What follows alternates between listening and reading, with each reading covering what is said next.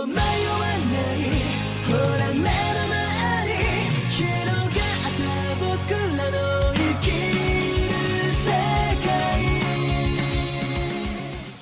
what is up, guys? Yours truly, King Gaze. I'm here to give you guys a review on One Piece Manga Chapter 801. Wow!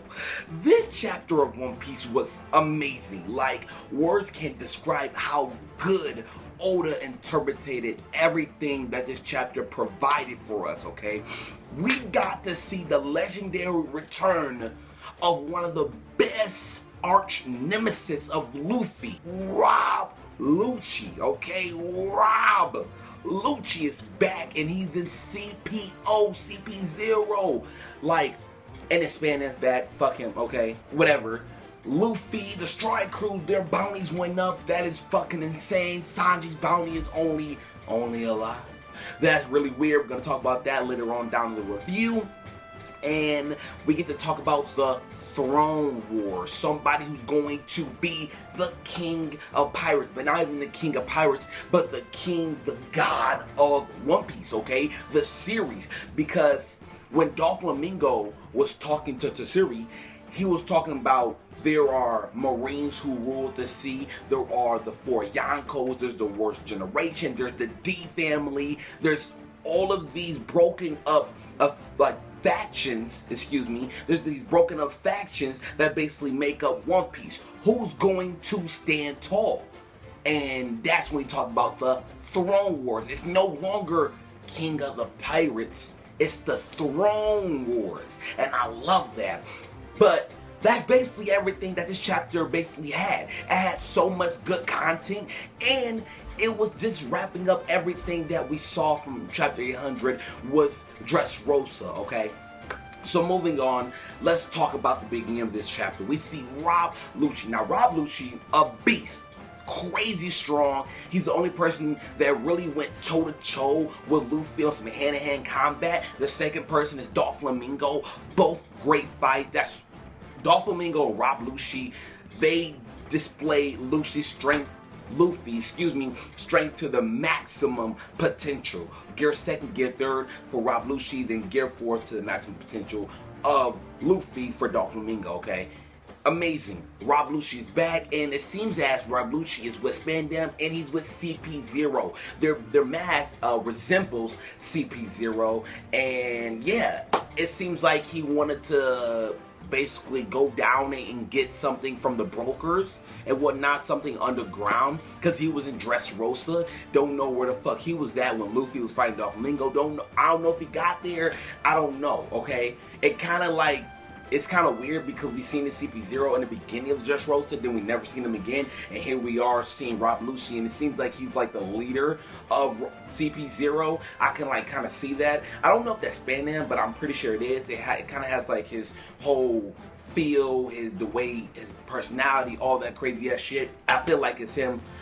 Rob Lucci, I really thought that he was basically done with the government and he was just done with being a Marine, but it seems like he's not. He's gone up in the ranks in a sense because he did go toe-to-toe with Luffy, and now it seems as if he's the leader.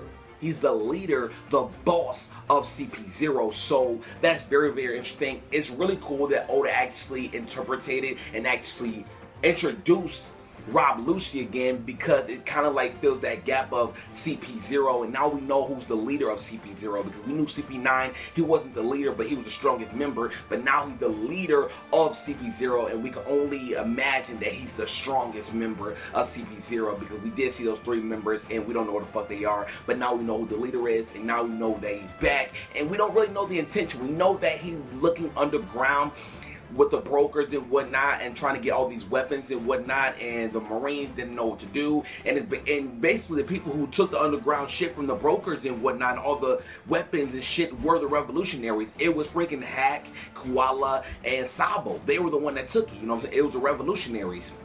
So it's very interesting. I can't wait to see if we're gonna do a little Revolutionaries versus CP0. That'll be nice. Maybe Rob Lucci versus Sabo. I could definitely see that because Sabo's definitely the one who took all the weapons from the underground and whatnot, and Rob Lucci's the one that's investigating it. So I'm really curious if we're gonna see a little battle between there, but then again, we might not. But they're very awesome to see Rob Lucci again. He's a beast. He's a monster in my opinion. Moving on, we get to see 3 new statues, well 2 new statues, excuse me, but they're right by Kairos. It has Luffy, basically the hero of Dressrosa. Then we have God Usopp and his old tongue form and whatnot. Very, very funny, awesome, and that really represents and basically wraps up Dressrosa. It represents Dressrosa for the war that they were in with Doflamingo and whatnot, and it also wraps up Dressrosa. I'm pretty sure we're not going to see anything Dressrosa anymore. The Toynettas basically just introduced Manshiri. She was gone for a very long time, but now she's back,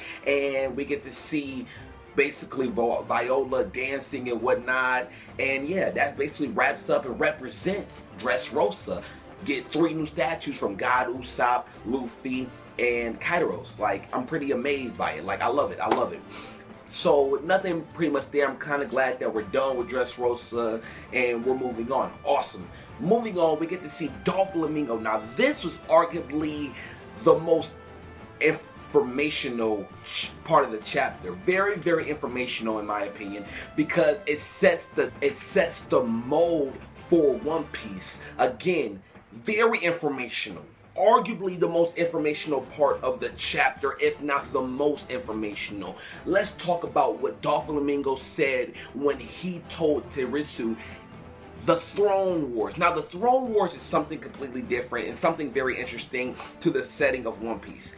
The Throne Wars basically means factions within One Piece, within the world of One Piece. It basically means that. Now, I didn't take this in consideration, I didn't take this in consideration before this chapter, but after this chapter, I came into a realization that Doflamingo is right. There is a lot of factions within One Piece that sets the mold for One Piece in the future. There were so many factions. Like Doflamingo said, we have the D family. We don't know when and where they're going to come, but they're going to come. It's been confirmed. We already got confirmed a new D member, Law. Alright, there's going to be more who's going to be showing up slowly but surely. Alright, there's going to be more. We don't know when and where they're going to come, but they're going to come. We also have the Revolutionaries. Alright, they're basically agenda people. Like, they do things their own way, how they do it, whatever they do it. They don't ally themselves with pirates or Marines. They are the Revolutionary, another faction, along with the D family, another faction. We have the Shichibukai, who are pirates, but they align themselves with the Marines, another faction. We have the Worst Generation, young but hungry pirates, containing Luffy, Law, Kid, etc., etc., etc. Young faction. We have the Yonko, the 4 emperors of One Piece. Old pirates, another faction. We have the Marines who rule over the seas, another faction. These are literally all factions within One Piece. So the way I interpreted from this chapter, when Doflamingo said Throne Wars, I interpreted it's bigger than King of the Pirates. It's much bigger than King of the Pirates. It's more or less King of the War, King of the World, okay? It's more like that instead of just King of the Pirates, because King of the Pirates is just King of the Pirates. Like Doflamingo said, Goldie Roger was the first man 25 years ago to set sail Grand Line by himself. His rival didn't assess the throne. He decided to kneel before it, all right? But back then, the difference between here and now of One Piece, instead of back then, well, 25 years ago, it was literally this: pirates versus Marines. That was it. There wasn't a system where there was the Yonkos. There wasn't the Revolutionaries. D was just relying on Goldie Roger. We didn't explore anything. From what we know now, up until 800 chapters, it was literally pirates versus Marines. That's all we know. We know that Goldie Roger was doing a lot more, talking about the D family and whatnot, but they didn't come 25 years ago. They didn't do that, alright? It was literally pirates versus Marine, which is why King of the Pirates came to a new, okay? Which is why King of the Pirates was here. But now that we have all these new factions, it's much more than just King of the Pirates. It's King of the World, alright? And that's how I interpret it when Doflamingo said Throne Wars. And I feel like I said before, it sets the mode for the future of One Piece, alright? That's the biggest war we're going to see. It sets the mode. We have the Four Yonko, the World's Generation, the Shichibukai, the Revolutionaries, the D family, the Marines, who know that there's more factions in the world of One Piece. This is the greatest informational chapter. We have so much more, and it's crazy that we get all this in this one little chapter. The Throne Wars is going to be arguably the best war arc we have ever seen, because all these factions are going to go toe to toe, and whoever wins sets their mode, sets everything for the future of One Piece. It's no longer King of the Pirates. It's survival of the fucking fittest, in my opinion. That's what Doflamingo was saying. And he even talked about the Celestial Dragons, saying people are going to literally rip them off their high horses. Mark my words. Doflamingo, he doesn't give a fuck no more. He doesn't give a fuck no more. He's literally on his own. He should have fucking beat Luffy and Law, but Terusu was like, you lost, plain and simple. The ifs, the buts, the maybes, they don't exist here no more. You lost. I love it. I fucking love it. I feel as Oda was introducing a new element to the series of One Piece, getting more serious and getting down to the nitty gritty. I feel as we've been playing a lot up until Dressrosa arc, and Dressrosa arc basically showed us the ending, but yet the beginning. And I feel as it's beautiful. It's definitely development for the series of One Piece, because we're moving into towards the middle, towards the end. Like, we know the end, but we're still in the middle, and that's development and whatnot. Great. It's great. I loved it. I love this section of the chapter of One Piece 801. It's beautiful. It's arguably my favorite informational chapter of the year, honestly. I loved it. It was beautiful. It was great. Also, I think Doflamingo's hands got cut off. He was like, you should never cut my hands off. I'm not sure if he used that in a figuratively speech or his hands were really cut off. I'm not sure. I don't know if I should take that literal or not. I'm pretty sure it's not real, because I don't think Oda would cut off Doflamingo's hands. I'm pretty sure we're going to see more Doflamingo in the future regarding the war and whatnot, but who knows? We don't know. I honestly don't know, but I feel like I should take a literal, because he was like, you should never cut off my hands. I feel like he's really saying like, bitch, you should never cut off my fucking hands. I loved it. Before that, we get to see Fujitora and Sengoku. They're talking. Fujitora said, I'm not going back to base because I need to take Luffy and Law's head. I feel like he's still loyal to the world government, but as said in chapter 800, chapter 799, he doesn't want to take Luffy's head. He's really grateful for what Luffy has done, and he knows that, but his loyalty to the home base, world government, is so strong. He has so much pride that he doesn't want to go back, but he also doesn't want to take Luffy's head. So I feel like he's going to be like Aokiji and going to wander, yet his loyalty is still going to lie with the world government. I feel like that's what I'm going to see. Sengoku was like, you're pretty much stubborn. Sengoku was like, you're pretty much stubborn. There's no need for you to do none of that. If you just apologize to Sasuke, he's pretty much just going to open you with open arms, because you're an asset. You're an admiral in freaking the world government. You're an admiral. You're a marine. He's going to accept you. But Fujiwara's like, I got too much pride for that. I'm good. After that, we get to see Captain Jack. Man, oh man, it's been so long since we seen this cat. I literally, how long has it been since we seen this dude? Lord knows, alright? Lord knows it's been so long since we seen this dude. But he plans on attacking the 4 ship that's guarding Joker, aka Doflamingo. I don't know if he's as strong as the Admiral, but there is literally a former Admiral, a former Fleet Admiral, and Tsurugi. I don't think that this motherfucker can take all of them on. Luffy can't. I don't think nobody can take all of them on, honestly. If you want me to be real literal, I don't think nobody can take on Sengoku, Fujitora alone by themselves. Literally one man. I don't think they can. I don't think nobody can do it. Not Garp, not freaking Suzuki. I don't think nobody can take them two on, just because how strong they are. Like an Admiral is strong as shit. We all know this. Sengoku, he literally fought side by side with Garp to fight Goldie Roger and White.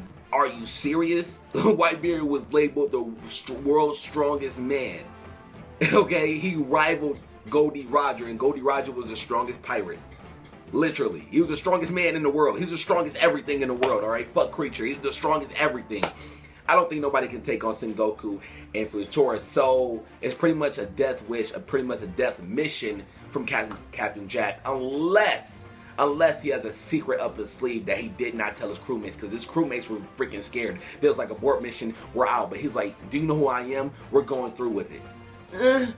I don't know. Maybe they're not aware that they have freaking Sengoku, or a former fleet admiral, somebody who was there 25 years ago who fought alongside Garp to fight freaking Goldie Roger and Fujitora, who's an admiral who is strong as shit. Like, I don't know. Maybe they're underestimating the power of the Navy. I know I wouldn't be if I was Captain Jack. Personally, that's my opinion. Moving on, we get to see the new bounties and basically the new ship, in a sense, of Bartolomeo and the Straw Hat crew. Now, Bartolomeo, his ship is basically the Going Merry, but more Luffy based. Literally, the base of the ship is Luffy, alright? It's weird. It's literally, Bartolomeo is the definition of a fanboy. More or less the definition of a stalker fanboy, like a pervert fanboy. I don't know. It's weird, but it's funny though. It's funny. I really enjoyed the comedy and the gag of Oda. He's going back to his roots, because his roots was always comedy, in my opinion, along with just intensive action. And I love that he does it every single chapter, regardless of how serious a chapter is. He adds a little bit of gags and comedy in there just to lighten the mood, because you don't want nothing to be that serious when, again, it's a shonen and it's meant to be funny. It's meant to have those light moods, and I love it. I love that he always go back to his roots and he shows us this funny scenes and whatnot. It really lightens the mood, and it really makes the chapter better instead of just all serious. You know what I'm saying? All serious. Like, I fuck with it, but I'm glad that we had some gag in here, because I needed to laugh. And Bartolomeo is always a funny character. Love that guy. So they're on the ship and they're going to the island of Zou. They're pretty much worried about the other half of the Straw Hat crew and whatnot. That being Sanji, Brook, Nami, Chopper, Monosuke, like all the motherfuckers. They're pretty much worried, and they don't know what happened with Big Mom and the Sunny. They're pretty much just fucking worried. Then Zoro hits up fucking Luffy talking about, I think our bounties went up again. And I'm like, yo, the bounties. Now, my first initial reaction was like, okay, Luffy had 400 million. He's not going to go up that much. I'm pretty sure I feel as he might even out his late great former brother Ace bounty. But it didn't. He only went up to 500 million. While that is a lot, Ace has 550 million. I feel as what Luffy has done overshadows Ace. That's my brother. That's my dog. That's one of my favorite characters in One Piece. One of my favorite characters in anime. But all Ace did was really cause destruction and whatnot. He did try to kill Whitebeard numerous amount of times despite his own life, which is very noteworthy. But Luffy has declared war on the world government so many times. He took out Doflamingo. I feel as his accomplishments and everything he's done has overshadowed his brothers, but yet his bounty is still lower than Ace. And I feel like this is just Oda telling us that, like, Luffy is still the little brother, Ace is still the big brother. You know, Luffy's not going to catch up to him just yet. I feel like that's what Oda's telling us. That's what I get. That's what I interpret from One Piece chapter 801 regarding Luffy's bounty. We get to see all their bounties and whatnot, and this is where things get interesting. Alright? Luffy is 500 million berry bounty, okay? His went up 100 million. We have Law, his went up, I believe, another 100, maybe 150. I don't know, but now he's worth the same amount that Luffy's worth. You know what I'm saying? I don't really like that as well, because it's different. It's like, I wish, like, Luffy was a little bit more, but Luffy and Law, 500 million even. We have Zoro, who went up exponentially. Like, he went up a lot, 320 million. We have Robin, who went up 50 million in berry bounty. Before, I believe it was like 80 something. Now it's 133. We have Frankie, who was 94 million. And then we have one of the most surprising ones. We have God Usopp, who has 200 million very bounty. Like, he literally went up. First it was Soul King, now it's actually God Usopp, which is actually Usopp, which is pretty cool. It's actually really, really fucking nice, and I fuck with it. Chopper only went up 50 berries, so now he's worth 100 berries. I guess that's a come up. He's slowly but surely climbing the race and catching up with his Straw Hat crew. We have Nami, who's worth 66 million. Everybody basically went up 50, and then we have Sanji, who went up 100 million. All right. Now I feel as the reason why Sanji went up 100 million because what is said on his bounty, and the fact that he went toe to toe and actually fought against Doflamingo. You know what I'm saying? Not a lot of people say they fought against Doflamingo and actually survived. Not a lot of people. Only a few people can say that, and that's basically the Straw Hat crew. Luffy, Law, Sanji, and I think even Zoro, if you want to count him. Zoro, he went up with Fujitora and got up like nothing happened. I fucking loved it. Sanji's bounty showed something that was very interesting. Very interesting. It basically said it can only be valid if it's only alive. Now, before I talk about that, the fact that Usopp bounty is more than Sanji's goes to show that these bounties aren't determined by strength. That's it. If somebody thought that bounties are determined by strength, they're wrong. They're completely wrong, all right? They're determined about what the things you do and the impact of what you've done. If the impact is huge, your bounty goes up higher and higher and higher despite how strong you are. We've seen that, obviously. Sanji's obviously one of the Mantra Trios, and he's stronger than Usopp, yet Usopp has more of a fucking, like, higher bounty than Sanji. But yet Sanji's stronger than him. It doesn't determine by strength. It determines what you've done and the impact you have in One Piece. That determines a bounty, if anybody's confused and whatnot. Moving on, only alive for Sanji. Now, this is the last part of the chapter, and this is the part of the chapter that really got me confused. I don't know why it says only alive. I can only guess. Now, my guess is two things. The whole Prince thing with Sanji, and maybe, just maybe, this is three things actually. The whole Prince thing, obviously, you already know, everybody made theories on it. I'm not really going to touch up on that because everybody pretty much knows the whole Prince theory and how people think that Sanji's a prince.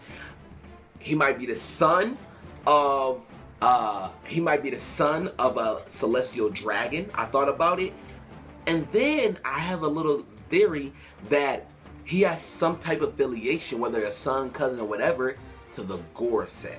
Now, the reason why I say this is because we seen the Gorosei, and they were talking about everything that happened in Dressrosa, everything that's happened in the world as of late, and then next you know we get the bounties, and this happened. I feel as off screen we seen basically Sasuke, Akainu, obviously, talk to the world government, and they were talking about Sanji. And the reason why they didn't basically say only alive to Sanji's old poster because it was Duval, but now it's actually Sanji.